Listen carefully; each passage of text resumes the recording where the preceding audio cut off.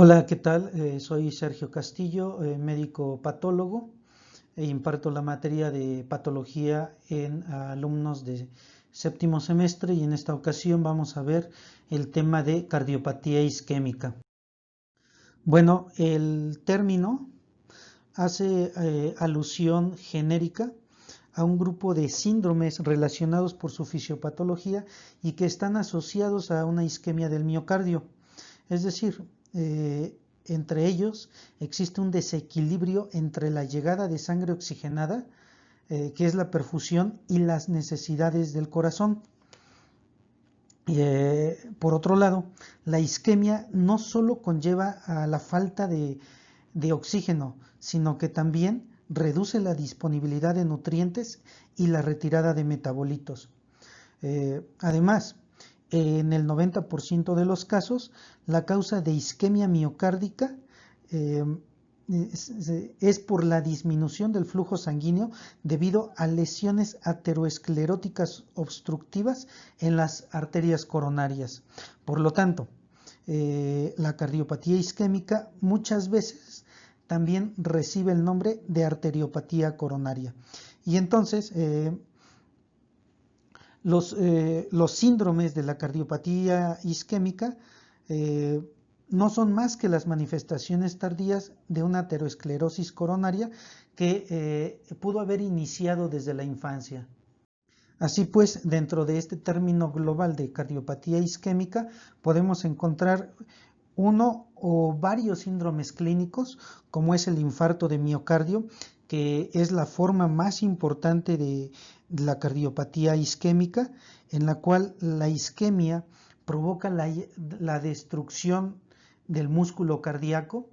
Otro de los síndromes es la angina de pecho, en donde la isquemia no tiene la suficiente intensidad como para causar infarto. Sin embargo, hay que recordar que es precursor de este. Y los otros dos es la cardiopatía isquémica crónica con insuficiencia cardíaca y la muerte súbita cardíaca. Bueno, y es importante comentar que no solo la ateroesclerosis es causa de isquemia al miocardio, también existen otras como son los émbolos coronarios, el cierre de pequeños vasos sanguíneos en el miocardio y la disminución de la presión sanguínea como en un choque. Hablando sobre la patogenia, la causa de estos síndromes de cardiopatía isquémica, pues es la perfusión coronaria insuficiente con respecto a lo que necesita el corazón. Y esto es debido a que hay un estrechamiento ateroesclerótico que es lento, es progresivo, pero que además se pueden sumar otros cambios, por ejemplo, el vasoespasmo en pequeños vasos, la formación de placas o de trombos. Y más del 90% de los pacientes con estas cardiopatías van a presentar ateroesclerosis en por lo menos uno de o en una de las arterias coronarias epicárdicas.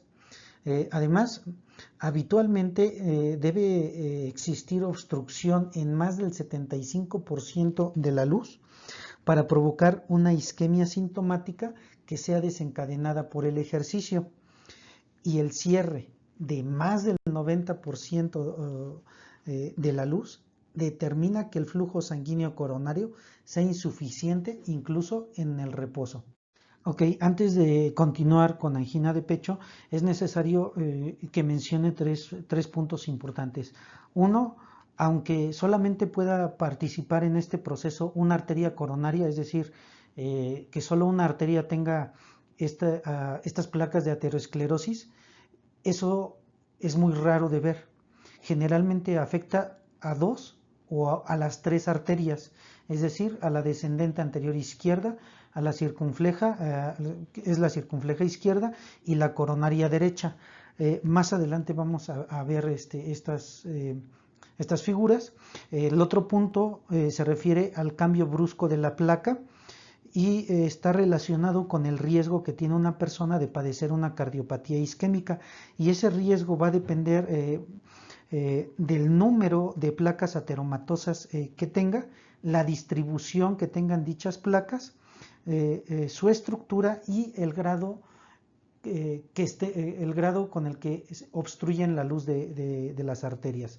Y finalmente el otro punto que quiero comentar es que en cada síndrome la consecuencia crítica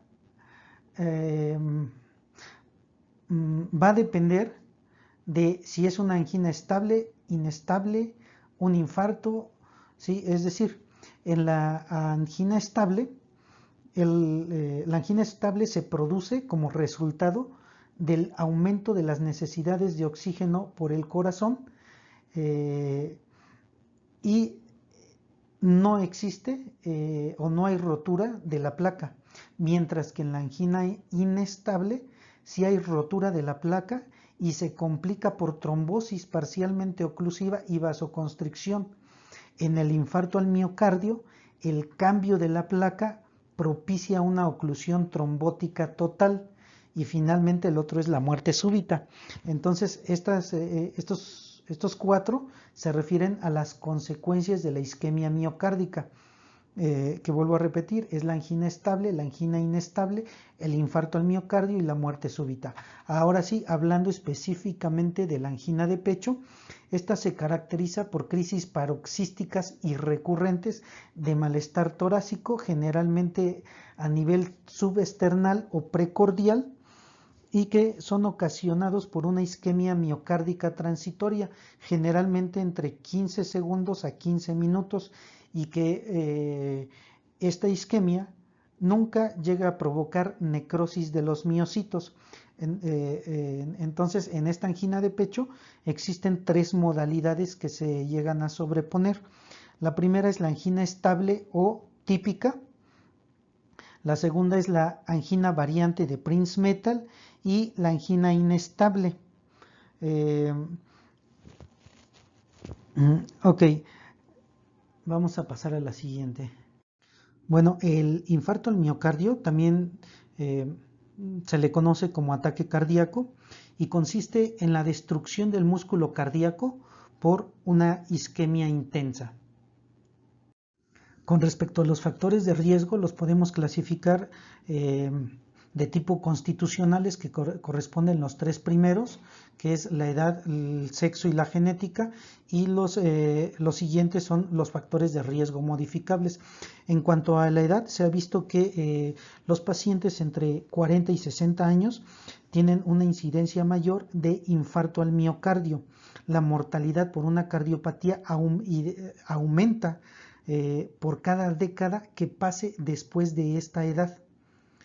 Y en cuanto al sexo, pues los más vulnerables somos nosotros los hombres, ya que las mujeres premenopáusicas gozan de una protección relativa contra esta enfermedad.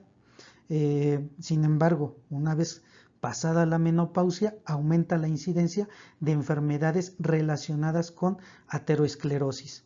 En cuanto a la genética, pues se considera que es un factor de riesgo independiente para desarrollar ateroesclerosis, ya que la predisposición familiar está perfectamente probada a padecer ateroesclerosis y cardiopatías isquémicas. Ahora, en cuanto a la hiperlipidemia, y más concreto hablando, la hipercolesterolemia es un factor de riesgo para ateroesclerosis. El principal componente del colesterol está asociado a un mayor riesgo de padecer esta cardiopatía. Y es que, perdón, me hice bolas, pero recuerden que el principal componente del colesterol son las lipoproteínas de baja densidad o LDL. Estas son, digamos, es el colesterol malo, mientras que el colesterol bueno, que son las HDL, movilizan estas grasas desde los tejidos y las transportan hacia el hígado para su excreción por la bilis. Entonces, tenemos que una buena alimentación con bajo colesterol, pues va a favorecer, ¿sí? Ya que el consumo elevado de colesterol y grasas saturadas aumentan las concentraciones plasmáticas del mismo. Y lo que les decía sobre las dietas es porque las grasas poliinsaturadas, como los ácidos grasos omega 3, son beneficiosos. Okay. Y en cuanto a la hipertensión, este es otro factor de riesgo muy importante porque por sí sola acentúa el riesgo de una cardiopatía en una proporción mayor al 50% y además está relacionada con hipertrofia ventricular izquierda. Otro de los factores de riesgo muy importantes y que ya ha sido perfectamente confirmado es el consumo de cigarrillos. Se ha visto que el consumo de una cajetilla diaria durante varios años por lo menos duplica la mortalidad de la cardiopatía. Y finalmente tenemos a la diabetes, bueno, no finalmente, pero tenemos a la diabetes que causa hipercolesterolemia, ¿sí? Y quienes padecen esta tienen una incidencia del doble de un infarto del miocardio, además de que tienen mayor peligro de padecer ictus y muchas más posibilidades de que les corten algún miembro pélvico secundario a gangrena. Y bueno, estos son de los factores de riesgo más importantes. Obviamente existen otros. Ahora, en cuanto a la patogenia se refiere, vamos a ver la siguiente sucesión de acontecimientos. Vean, primero, como fenómeno, como primer paso, tenemos una placa ateromatosa, la cual sufre un cambio brusco. Este cambio puede consistir en una hemorragia en su interior, o una erosión, o que se rompa, se fisure o se ulcere o cualquier otra cosa, es decir, que se lesione. Y una vez que sucede eso, el punto número 2 es que el colágeno subendotelial queda expuesto y entonces hay componentes necróticos de la placa. Estos componentes necróticos van a traer plaquetas para que se adhieran y una vez que llegan, se adhieren, se activan y liberan gránulos de su citoplasma, los cuales van a estimular la formación de pequeños trombos. Como punto número 3, los mediadores que expulsan las plaquetas van a estimular el vasoespasmo. Okay. Y el punto número 4, también existen factores tisulares que se secretan en esa zona de lesión, los cuales van a activar la vía de la coagulación y esto va a hacer que el trombo crezca. Y finalmente, muchas veces en cuestión de minutos, este trombo crece tan grande que puede ocluir por completo la luz del vaso. Bueno, en aproximadamente el 10% de los casos que se produce un infarto al miocardio, este puede suceder sin que exista ninguna dolencia vascular coronaria y entonces los mecanismos que son responsables del flujo sanguíneo pueden ser cualquiera de estos tres. El vasoespasmo con ateroesclerosis coronaria o sin ella y que probablemente está relacionado al consumo de cocaína, los émbolos que pueden venir de la aurícula izquierda y que pudiesen estar ligados a fibrilación auricular, a un trombo parietal del lado izquierdo, a alguna vegetación de las válvulas cardíacas, por ejemplo en una endocarditis infecciosa, o a material de prótesis. El otro punto es la isquemia sin ateroesclerosis coronaria ni trombosis que pueda ser detectada. Esta puede ser ocasionada por trastornos en vasos de pequeño calibre. Este tipo de trastornos pudieran ser las vasculitis de pequeños vasos, alteraciones hematológicas, por ejemplo la drepanocitosis. El otro es el depósito de amiloide en las paredes de los vasos. La amiloidosis pues es un conjunto de enfermedades en donde hay depósito de proteínas anómalas. Y finalmente la disección de los vasos también puede ser una causa, o el descenso de la presión sanguínea, por ejemplo, en los estados de choque. Con respecto a la respuesta que tiene el miocardio ante todos estos cambios, la evolución va a depender principalmente de la intensidad y la duración de la carencia del flujo. Es importante que recordemos que la zona anatómica irrigada por la arteria que es obstruida se denomina área en peligro. Y bueno, vean, la primera consecuencia bioquímica que se manifiesta en la isquemia del miocardio es la suspensión del metabolismo aerobio. Esto sucede en cuestión de segundos y da lugar a una producción insuficiente de fosfatos de alta energía y acumulación de metabolitos nocivos. Ahora, lo segundo que pasa es que, como ustedes saben, debido a que los miocitos tienen una estricta dependencia del oxígeno, una isquemia grave de aproximadamente 2 minutos va a provocar el cese de la contracción. Cuando este tiempo es de aproximadamente 10 minutos, entonces desciende la producción de moléculas de alta energía en aproximadamente el 50% de lo normal. Y cuando la isquemia es intensa y dura aproximadamente una media hora, entonces origina un daño irreversible que se acompaña de necrosis. Y finalmente, cuando esta isquemia perdura durante más tiempo, entonces daña la microvasculatura. Y entonces podemos hablar de una necrosis completa después de 6 horas desde que comenzó la isquemia miocárdica grave.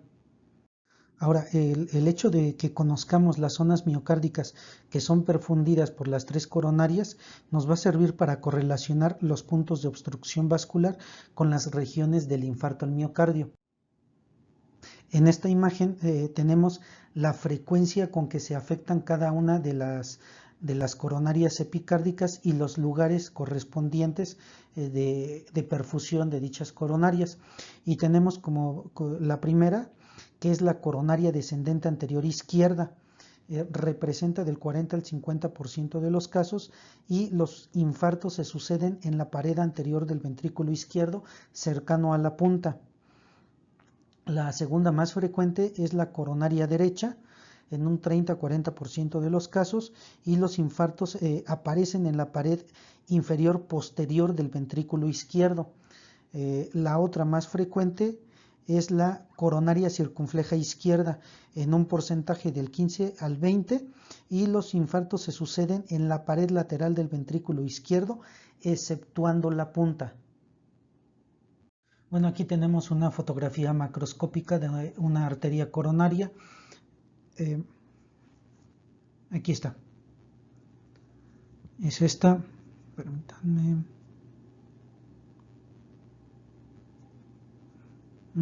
Aquí.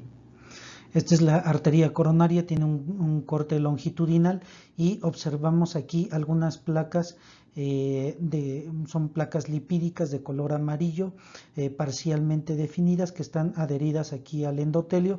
Recuerden que la aterosclerosis inicia por la lesión, por lesión e inflamación al endotelio. Ya después llegan los leucocitos y liberan algunas citocinas como el factor de necrosis tumoral e interferón gamma.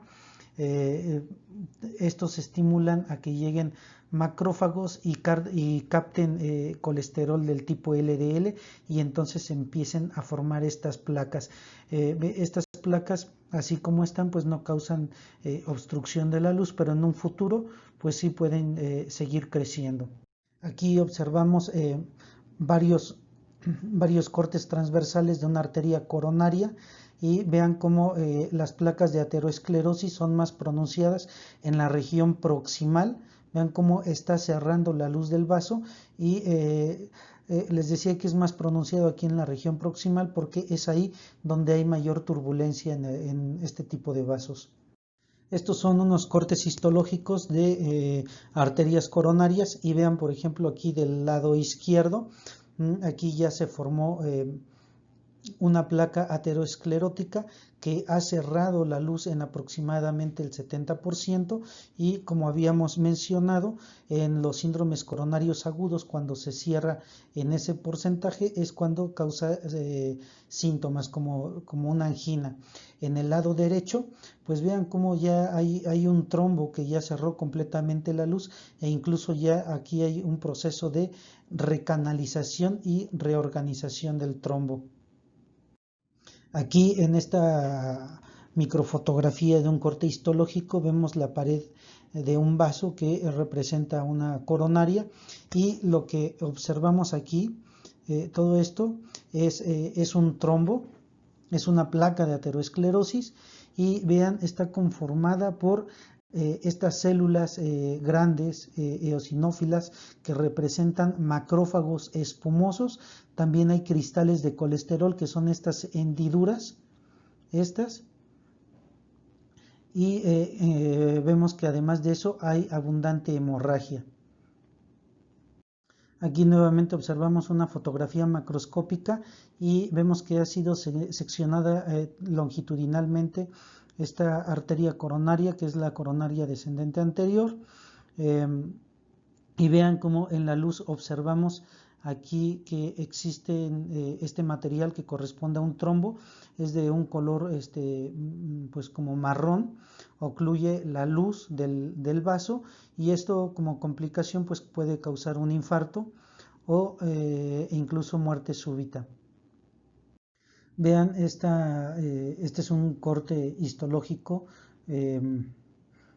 a nivel transversal de una coronaria y esta es la pared de la arteria. Vean cómo aquí en la luz observamos un trombo, aquí de este lado, donde está el asterisco, observamos que hay cristales de colesterol, hay proliferación de la íntima. Vean, aquí está esta parte es la íntima y hay proliferación de fibroblastos. El trombo está ocluyendo, yo creo que aproximadamente un 90% de la luz. Y recuerden, una característica para la formación de trombos es la lesión del endotelio y la activación de las plaquetas. Los cardiólogos generalmente administran tabletas de aspirina porque estas tienen la función de reducir la actividad, la actividad de las plaquetas y por lo tanto no se agregan, no se forman trombos. Esta es una fotografía de una pieza macroscópica que corresponde al corazón y vemos que aquí en el centro hay una zona de necrosis que tiene un color como marrón claro, está rodeada por un halo de eritematoso o hiperémico. Más o menos este infarto tiene 7 días de evolución y recuerden que después de las 4 horas los miocitos lesionados al romperse la membrana plasmática liberan enzimas, específicamente las creatinsinasas fracción MB, que las utilizan los clínicos para hacer el diagnóstico de infarto al miocardio. Este es el corte axil de un corazón en donde vemos que hay un infarto aquí en el septo y en la pared ventricular del lado izquierdo. Esta zona es irrigada por la arteria coronaria descendente anterior que está en esta zona y vean, el infarto lo identificamos porque es de un color café claro o de color amarillo y está rodeado por una zona hiperémica. Este es un corte histológico de un infarto al miocardio de 24 horas de evolución y lo que caracteriza es que los miocitos son más eosinófilos. Además, vean, no se observan los núcleos. Esto es porque, bueno, ya empieza a haber necrosis y aparecen estas bandas de contracción, ¿sí? Que son bandas eosinófilas intensas. Recuerden entonces que los marcadores serológicos del infarto al miocardio son la troponina I y la CK fracción MB. Este corte histológico corresponde a un infarto temprano, igual aproximadamente de 24 horas, que se ha teñido con tricrómico de Mason. Recuerden que esta tinción tiñe las fibras de colágeno de color azul, aquí casi no se observan. Lo que es más evidente es que en los miocitos no existe el núcleo, ¿sí? Se ha perdido y existen bandas de contracción. Este infarto al miocardio lleva aproximadamente 2 días de evolución. Se caracteriza porque hay pérdida de las estriaciones transversas, que son todas estas, y además hay infiltrado de neutrófilos. Vean, todos estos son neutrófilos que se encuentran en el intersticio de los miocitos. Este es un infarto con más tiempo de evolución, lleva aproximadamente 4 días. Vean cómo existen, a diferencia de la fotomicrografía anterior, en esta existe gran cantidad de leucocitos que están infiltrando el espacio intersticial entre los miocitos, y además existe necrosis coagulativa. Este infarto pues ya está envejeciendo, lleva aproximadamente 2 o 3 semanas, y se caracteriza porque ya hay tejido de granulación. Si se dan cuenta, hay macrófagos, se empiezan a reclutar también fibroblastos, y también hay formación de vasos sanguíneos. Este pues ya es un infarto viejo. Vean cómo se formó aquí una zona de cicatriz. En esta parte pues ya no encontramos miocitos, por lo tanto ya no existe contracción en esa área del corazón. Esta pues es otra fotografía macroscópica de un corazón abierto, y vean aquí esta zona que está más blanquecina, aquí también. Esto es indicativo de que ya se está formando una cicatriz extensa. Bueno, y entonces, ¿cuáles son las complicaciones después de un infarto al miocardio? Pues tenemos varias. Por ejemplo, la disfunción contráctil.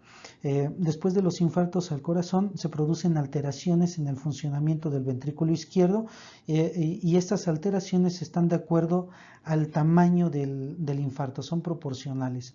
Ajá.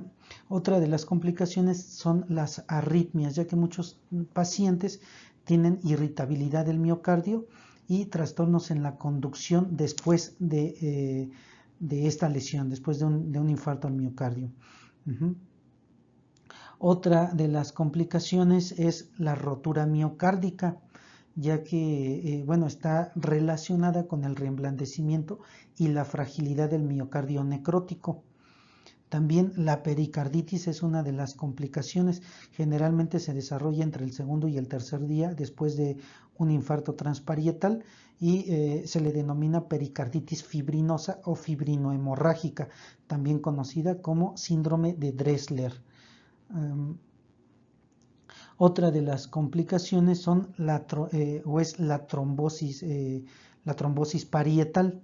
Esto surge por una combinación de una alteración en la contracción que genera éstasis y de daño en el endocardio. Esto finalmente fomenta o estimula la formación de trombosis parietal. Otra de las complicaciones son los aneurismas ventriculares, que aparecen como complicaciones tardías después de un infarto transparietal extenso. Otra complicación es la disfunción de los músculos papilares, ya que pueden llegar a romperse. Y finalmente la insuficiencia cardíaca tardía.